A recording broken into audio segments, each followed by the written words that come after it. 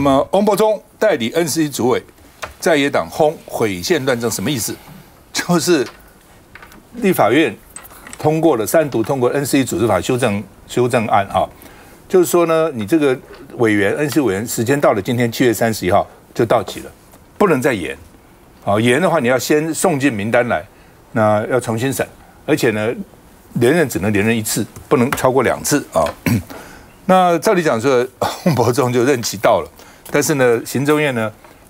先是发函给 NCC 问他们说，你们对组织法有什么意见呢？那 NCC 也不敢讲，就跟行政院说，你长官决定吧，你说怎么样就怎么样。那行政院就说继续干啊。那所以呢，大家就认为说呢，组织法已经删去延任条款了嘛。那另外呢，谢荣介说，行政院像老鼠，指定翁博中留任，就像上灯台偷油吃，小老鼠上灯台偷油吃下不来啊，叽里咕噜滚下来啊，记得放这儿歌。然后呢，可爱。但是这个事情，立法院到底搞什么鬼？我就要谴责立法院秘书处。7月16号，立法院就3读通过了，到7月29号才送到这个总统，要送给总统府。总统10天之内必须要这个公告。那立法院的解释是说，因为法案很多所以要文字啊，要打字啊，要校正啊，等一大堆，这是不错了。但是法案有优先顺序嘛，因为它这个法是有时间性的，你们立法院这议事人员都不会看什么重要，什么不重要啊？有些根本不重要嘛，这个非常重要嘛，这个必须告诉你，他时间到了7月30号就不能延任了嘛。那你这个法没有通过，他就可以延任啊。对不对？所以你现在骂这个行政院说你完全不尊重立法院，行政院说奇怪了，总统没公告啊，我还是旧法那总统为什么没有公告呢？再查一下，立法院没送去啊，所以大家听得都很惊讶，立法院怎么是拖了13天，这么重要的法案能够拖这么久？说哎呀，因为太忙了，所以后来整理半天以后呢，第一批送出去5个法案。对，但是这个法案是有时效性的，要注意，很多时候是没有时效性，你晚一点早一点其实没什么关系。有时效性的法案，你拖给行政一个借口嘛，行政就借口了，说没有啊，我们就指定啊，对不对？所以昨天当然行政也不对了，就是说你明明知道这个立法已经通过，一定会送到总统府去公告的，你是争取那一点时间你要干嘛？我只想这点时间里面，第一个立法院是真的是不小心还是故意的，我都在怀疑。今天有人问我，有人跟我讲，是立法院以前的这个资深的这个议事人员了。他说，立法院是真的还是故意的？要配合什么？这是第一个。第二个，你行政院这么急要任命主委要干嘛？他现在4个人就可以开会了嘛？本来3个人是开不了会的嘛？到底你想让这卷通过什么法案？为什么这次有这么短的时间要抢？所以很奇怪那所以呢，翁博中就说行政院解释为主啊，我们不管了，行政院怎么解释就解释啊，行政院我们是依法代理啊，也不是指定他那另外呢，就是 NCC 因为今天届满，所以2个 NCC 卸任委员学者啦，就说呢，政媒集团化在台湾很可怕因为呢，新闻媒体太多了，然后呢，每一个都很穷所以怎么办呢？就要靠财团来支持，要靠政府来补助。看看政府1年补助多少钱，对不对？给哪些媒体，然后这些媒体拿了政府补助，只好帮政府讲话嘛，它就变成一个政媒集团化，变成一个政媒集团化，然后造成台湾的这个新闻媒体没有办法公正，大家都必须要找依靠翁小林现在国民党不分区的也做过 NCC 委员，他说民进党治理新闻台严重伤害民主。真的是很可怕！你看台湾那个状况，美国再怎么也不会搞成今天这个地步啊！美国就算 Fox 支持共和党，CNN 支持民主党，有搞得像我们今天这个样子吧？那黄国昌呢说，立法院这个删除万年条款，行政院不管，是走小门钻小路走小路。来，这个揽杰。这个 NCC 的这个事情就是民进党这个政府呢，真的是很糟糕而且我觉得很可恶他在办事情的时候呢，就不循大道而为之你就一直呢，就是从陈水扁时代开始就这样子。陈水扁那时候呢，公投法他就钻巧门，然后发现了一个巧门，非常的开心。然后到了蔡英文的执政时代，到了赖清德的这个执政时代的时候呢，这个法如果不利于他们，他们就修法。然后呢，现在呢，虽然是通过了一个法，但是呢，还没有这个总统还没有这个公告的时候呢，他就钻这个漏洞呢，就是抢这样的时间呢也好。我觉得要好好的仔细的来去查就是说，在7月29号这个法呢，咨文呢送到了这个总统府之后，总统依法这个10天内他必须要公告嘛。我想呢，总统呢应该是会压到最后一天才会让这个法呢在公布，然后生效。就是在这10天之内，他到底要这个 NCC 这个主委要这个过半数的人通过什么案子？就像是赵先生刚才所说的你有什么东西急到这样子的个地步，你一定要生死攸关的，在这个最后关头的时候，非要让他过不可。我觉得这个是要好好的去探究。就民进党根本不在乎外面有任何的批评，他只在乎怎么样去确保他的这个利益。这是第一个。第二个呢，2位呢卸任的NCC 的委员发表了这个谈话，当然了这个人之将去了这个人之将离开对不起人之卸任其言也善但是我觉得呢，还是呢颇为遗憾我觉得为德不足就说不需要这样子用一种很广泛式的一竿子打翻这个一船人的这个方法含沙射影。到底有哪一个媒体的集团涉入土地交易讲出来？有什么样的这个媒体集团呢？介入人事、影响政策，当政府的宣传器讲出来嘛？你这样子这样子一打包，好像所有的这媒体都掺含在里面，这反而还是不公道。而且这2位呢 ，NCC 的委员呢，他们都是媒体记者出身然后现在呢都在这个学界。你们在担任这个 NCC 委员期间的时候，有没有秉持你们今天发表的这个谈话的这种道德的勇气和高度，来去检视 NCC 通过的新闻媒体的换照各项的案子，有吗？当这个陈耀祥非要让进电视过关的时候，你们讲过一个不同意见吗？你们讲过不同的话吗？当他们在 NCC 这里面去谈什么要对什么媒体进行这样惩罚，去管到媒体的内容，管到媒体的东西的时候，你们有拍桌子去叫这个 NCC 的主委不可以这样做吗？就说如果说你在你的任内都没有办法做到这样的事情，今天呢林去秋波发表了这样的一个文章，我觉得当然就是说赚这个虚名来讲是有点不好听啦，也还是觉得说这2位委员呢能够讲出一点这样的话呢，也还是不错啦。可是我真的觉得就是这种迟来的正义不叫做正义，而且呢一点作用不能有。同时我还要讲点，他们在里面讲到说要建立什么评鉴制度要对这个媒体来进行什么评比或干嘛？哎呀，我非常的反对，我非常非常的反对。我们在这样子的一个 NCC 的委员呢，通通是被执政党这个大包大揽呢，全部是照他们的这个意思来去任命的情形之下，你建立什么评鉴制度？NCC 委员呢，他就是按照这种平谱的、公平的这个放然后呢，去在我们的一个合理的市场的机制的情形之下，就是审这个换照这样就可以了。你凭借什么？你怎么可以去管这个电视台要播出的内容？你说的新闻自由就叫做自由，你说的新闻公正就叫公正我才不相信这些 NCC 委员。那刚刚提到，当然这个委员也提到了炒地皮，很多人就跟我讲说，媒体能赚几个钱？就算是电视新闻台赚钱也有限。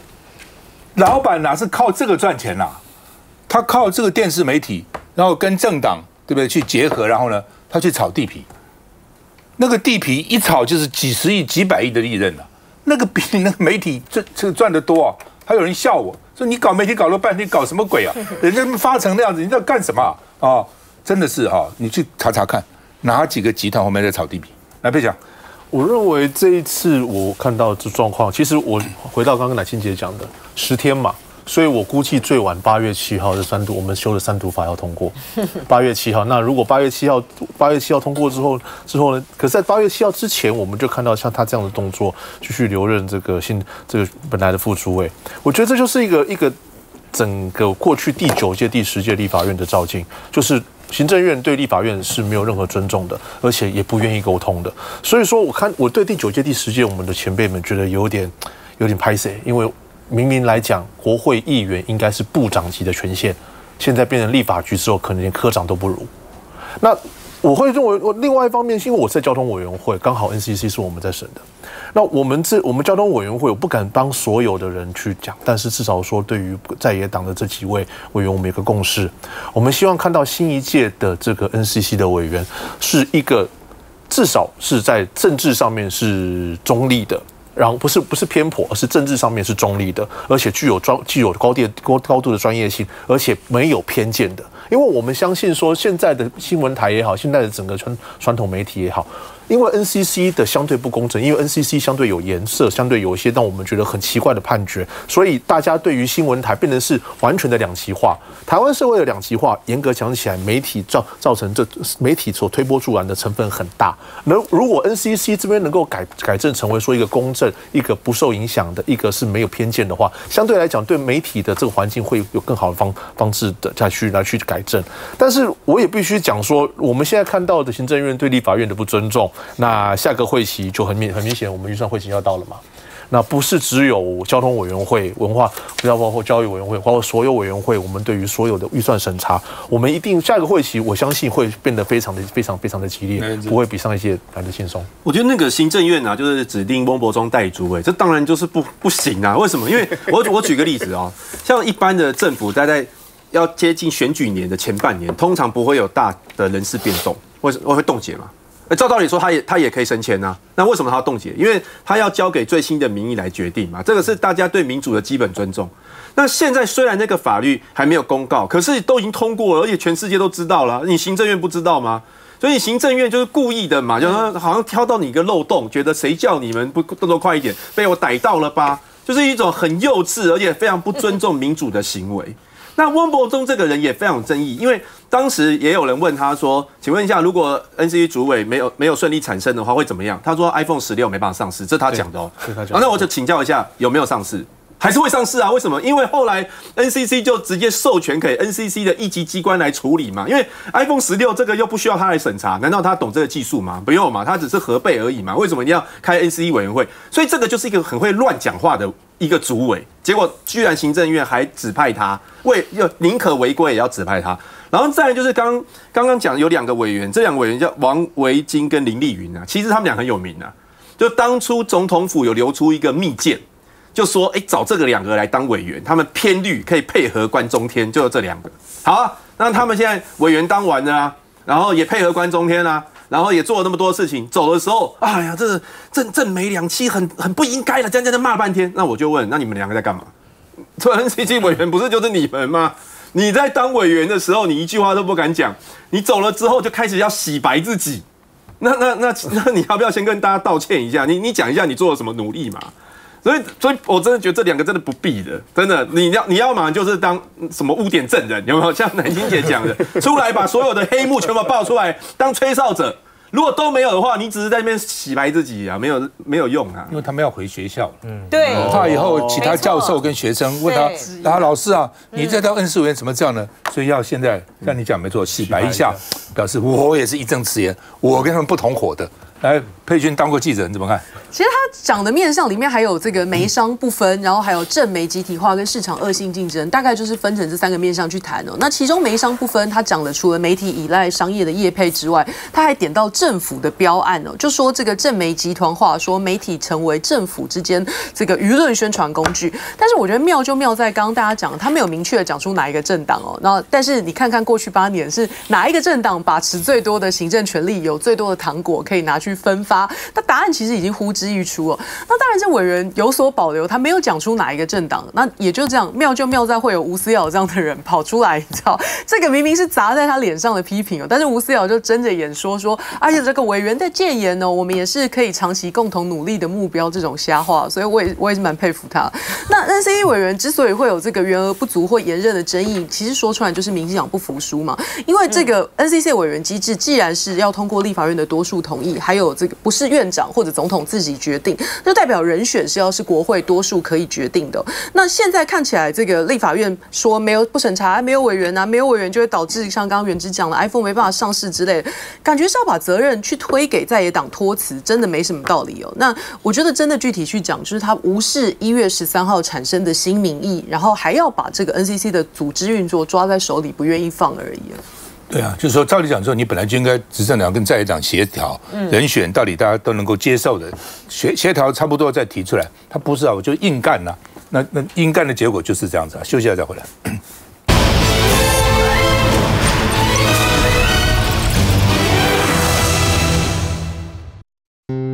住得安全，活得平安。一人一点力，爱就大无限。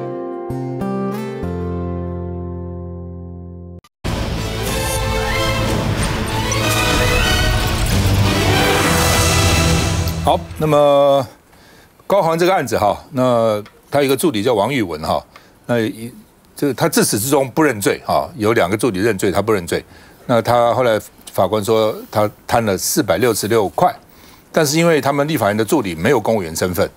而且犯罪所得很低嘛，只有466块，还2次减刑，再减，所以现在这个判2年，然后呢缓刑几年？缓刑5年吧哈。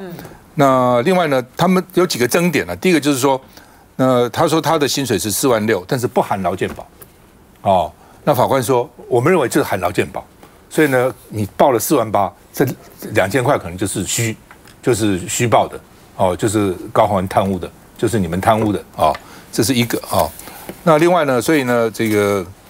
王玉文发表了一个签字文也认为，这我的心里已经有了悲伤的答案，因为有人说要不要上诉啊等等那事实上检察官不服了，检察官说判太轻了，检察官说要上诉那另外呢，这个16分钟的侦讯录影带不见了，到底哪里去了？那另外呢，侦讯检察官说上面指示一定要起诉高虹安，也要起诉你们这些助理那检察官为什么讲这样的话那到底检察官怎么讲的那郭正亮说呢，他看了这个签字文以后，哽咽10秒钟，没有办法言语。他不是同情，他是说，我以前奋斗的民进党，当时就要司法公正，今天怎么变成这样子？今若此来，这个我们现在介绍王玉文小姐在我们现场大家好，我是玉文。对，那她原来是高虹安办公室的公关主任，对，我就是负责网络啊、媒体啊、FB。讲讲看吧，你的签字文的内容跟我们观众讲的，或者到底你觉得这个哪些地方你不服气？哪些地方不服气？因为我一开始跟高议定的薪资就是他就是我其实一开始开5万啦，因为我其实之前在产业的时候，我在金融圈其实薪水是更高的。那当初也是因为朋友吴达伟他选立委，那认识高虹安，那高虹安缺人，然后介绍我去。那我也是一个政治新手，过去也没有立法院经验，觉得好像还蛮有趣的，来看一下台湾政治生态怎么运作。那如果自己有能力的话，也希望可以帮助国家改变一些事情嘛。那就想说好，我也没有奢求薪水要多高。那如果你能开5万给我，那我就过来。那时候高也说，他也不确定能不能开到这个薪水，因为可能有1包嘛，那不知道会有几个助理。那他都说，那我就尽量帮你争取看看。所以我跟他面试完隔天之后，他就发一个 LINE 跟我说，那我细算之后发现，我可以给你实领4万6，然后劳健保外加，那工作内容巴拉巴拉，那你看可不可以？然后我也想说，好啊，那反正跟我开了5万差4000块，那就来当学习好了，我就来了。所以第1个月那时候其实2月底才开议啦，我前面其实几天有请假，所以我那时候银行户头里面实际拿到4万3千多，然后我也觉得可能是因为我有请假，所以就少拿，我也觉得好像没什么好吵的。然后到了下个月的时候，就是行政主任跟我讲说，那委员帮你加2500，然后又讲了一大堆之后，那你就拿1000多块放你那边当零用金。然后我也想说，好，还讲什么？但没关系，反正你要我1000块拿来当零用金，那我就拿来当零用金。那我后来的薪水进来就是46068，然后46068跟当初高跟我谈的实拿4万6，我就觉得那应该就是靠劳健保什么什么有一点余数吧，因为不可能刚好真的就是4万6千整，所以我也不觉得这有什么问题，那就这样继续下去了。那你后来现在官司爆发之后，你回去找这些数字，我才开始学怎么扣劳健保，怎么样知道健保是有集聚的，46000跟48500，它其实健保差了一个集聚，那个健保费不一样，然后开始细算，然后才发现说，哦，原来当初行政主任跟立法院他一开始报错，报成46000，但因为那份聘书我也没有签，我也不知道他一开始是报46000，他到第2个月才改成48500，那我拿我也觉得好没有问题，就是这一切都是回头去追溯才发现说，好像跟当初讲不一样。那法官也说啊，你薪水第1个月都拿就不到46000，你怎么没有提出来？我说因为2月我请假，我不知道。就是是不是请假扣钱嘛？因为我们立法院也没有薪资单，那基本上就是行政主任说多少钱，那我就相信，我相信行政主任，我也相信高虹安不会骗我们助理嘛。那我就薪水拿多少我就拿多少。就对我来说，因为法官也问我说，可是你说你实拿46000，这是进你户头是多68块，你为什么没有觉得那68块怪怪的？我就想说，不会，我在私人企业也从来没有真的拿到一个整数过，就是一定会有点浮动，所以我就。不懂说为什么法官没有认同这件事情，所以我那时候其实当下宣判的时候，法官说：“你们现场被告大家可以提问啊，就是有什么问题。”所以我第一个问题就是问他说：“那为什么你们认同这个证据，但是不认同我的薪资是这样？”他就说：“哦，不好意思，很遗憾，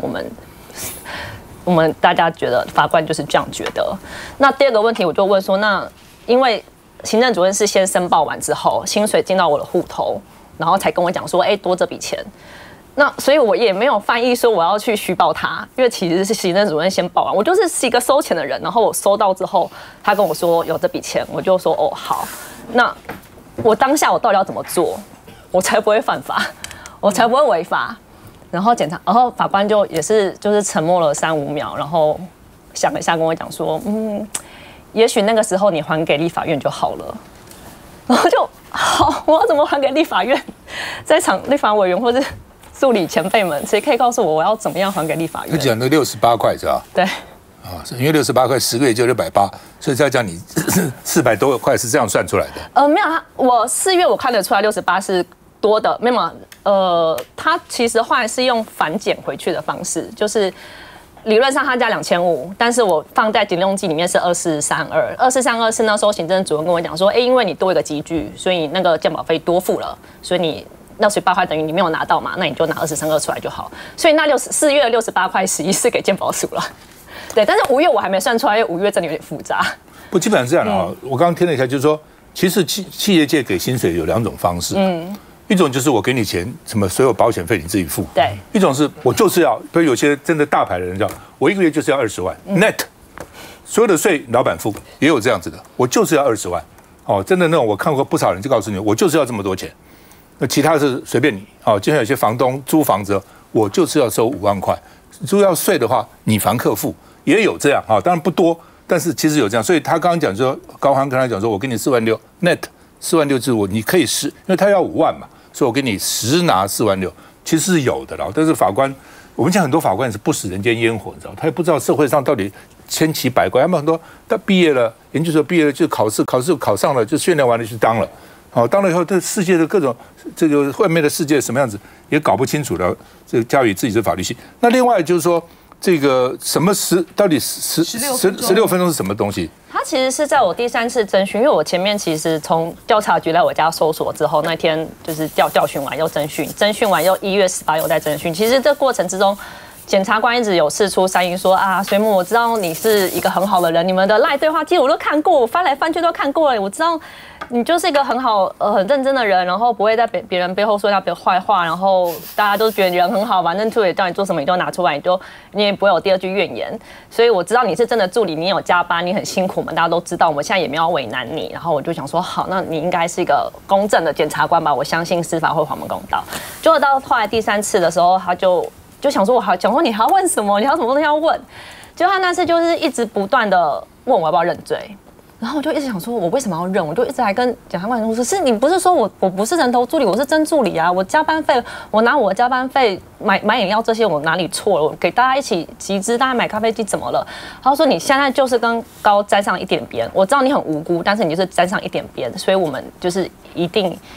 我也不希望关你，那你认罪我们就给你缓刑。那后来我的律师真的听不下去了，他就跳出来说：“好，我现在因为已经3个小时了，已经就是没话聊了3个小时。”然后律师就跳出来说：“就是再次澄清说我的角色跟我的翻译就是没用嘛。那检察官就跟他你一句我一句我，后来就是讲不下去之后，检察官就突然说我们不要录影了，我们不要录影了。那我律师他说哦没关系啊，继续啊，我们继续讲这样。然后他们要继续吵，然后我在中间就是被发一点声这样。所以那个时候我律师就有点反讽，有点赌气的这样说啊，你现在一定要起诉王玉文是因为你起诉书写好是不是？他说对，我起诉书写好，其他3个助理都认罪了，就剩你，只是你认罪，那我就缓刑没问题。那他就说那这是上面决定的意思嘛？然后检察官也很直接说，对，上面就是一定要起诉高虹安，一定要起诉你们的助理。那你们就自己想，你认罪，你就是给你缓刑；你不认罪就7年起跳，你自己考虑一下这样。然后我当时觉得说，天哪，检察官竟然可以讲出这样的话。那我也不知道要讲什么了，因为他不可能把这段记在笔录里嘛，我也不可能说，检察官你把那段话抓在笔录里面，我们要作证，不可能。所以我走出来的时候，我就跟律师讲说，检察官可以讲出这样的话吗？然后律师就说不行啊，但不行，我们之后一定要调影片出来，让大众看检察官是这样侦讯的。然后我们就说好。所以等到我们第一次准备庭的时候，跟法院跟法官讲说，那我们想要看我的侦讯影片，然后法官也认同。就是跟法务部调来影片之后，就调我过去所有的影片，其他都完整了，就是从头到尾都非常完整，没有剪接过，就只有4月12号被剪成2段，然后中间消失那16分钟，就是那关键的16分钟。然后我就在家的时候，真的是全身突然发凉，因为我觉得怎么可能这种事情会发生？就是今天这是一个重组数的案子，从头到尾。那你也知道有这么多双眼睛在看着，然后你也一直说我们助理很无辜，你想要帮我们，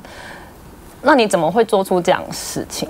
我那时候其实在家，我真的就是也不是说天崩下来，就是我突然觉得我不知道我在对抗什么，就是听起来就是说，其他的助理认罪，很可能检察官去引诱他们，你只要认罪，你就是缓刑，我们只针对高虹安，我们就要判他，你们只要认罪都好。那很多时候一听说，我只要认罪就好了，对不对？反正推给高虹安了。检察官经常这样子，路人鱼就是用这种方式。休息一下再回来。